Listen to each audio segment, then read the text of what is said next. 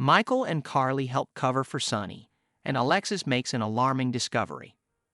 Outside of the Quartermaine boathouse and in the rain, Sonny shoots Jagger in the chest. He falls to the ground. Sonny walks up to him and plugs another bullet into him. Michael walks up and Sonny explains Kate's was coming after his sister. Michael tells his dad that he doesn't want to hear any more. Michael says Mom is at the house and will give him an alibi, and he'll take care of Jagger. In the mansion, Nina talks to Brooke, Lynn, and Chase in the living room.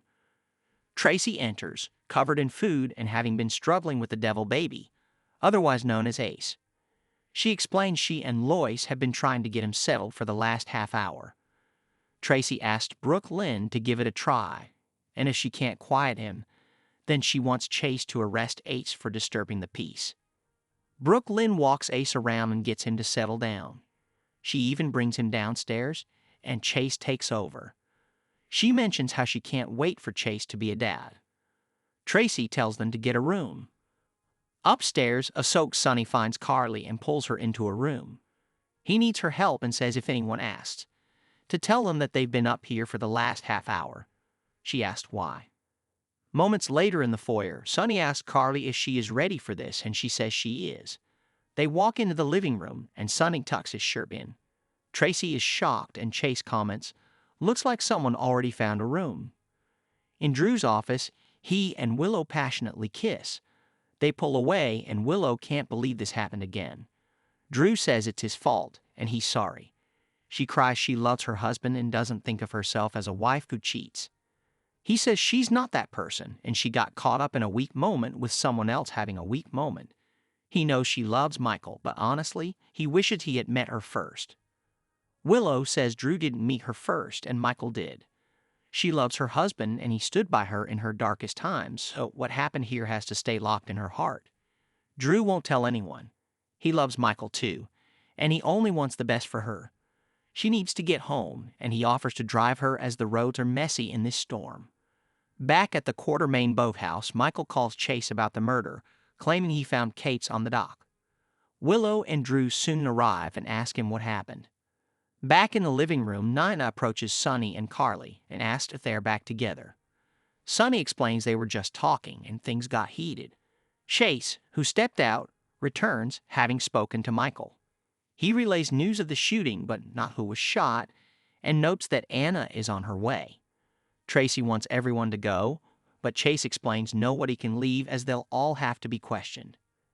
Down at the boathouse, Michael explains to Drew and Willow that he came down to make sure everything was secure with this storm and found Kate's.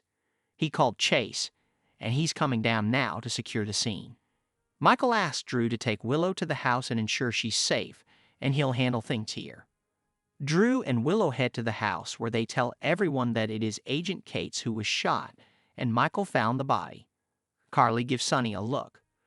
Back at the boathouse, Michael gives Chase a statement and asks to get back to his wife and family. He heads out, and outside detectives are taking photos of the crime scene. Chase tells Anna that Michael found the body, and there was no weapon and no bullet casings left behind. Anna thinks about Jagger, how he was a good man to Robin once upon a time, and how his life went so wrong. She calls his death tragic. Anna says Kate's didn't make himself well-liked in town, so they will have a lot of suspects to consider. Up in the mansion, Nina tells Drew she's sorry about McConkey, and sometimes there is nothing you can do to prepare you for certain things. Drew says death is one of those things. Tracy feels waiting around to be questioned is pointless, as they all know who killed Kate's. She announces it was Sonny. She says Sonny hated him, and Kate's just happened to be shot the night Sonny came to check on his children. Sam arrives at Alexis' place.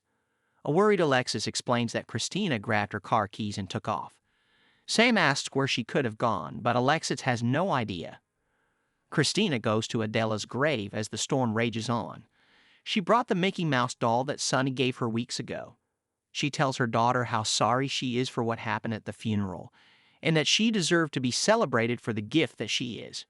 Christina wishes she could go back in time and change things, but no matter what she wishes, it doesn't change the fact that she's gone. Christina cries that she doesn't want to live without her daughter.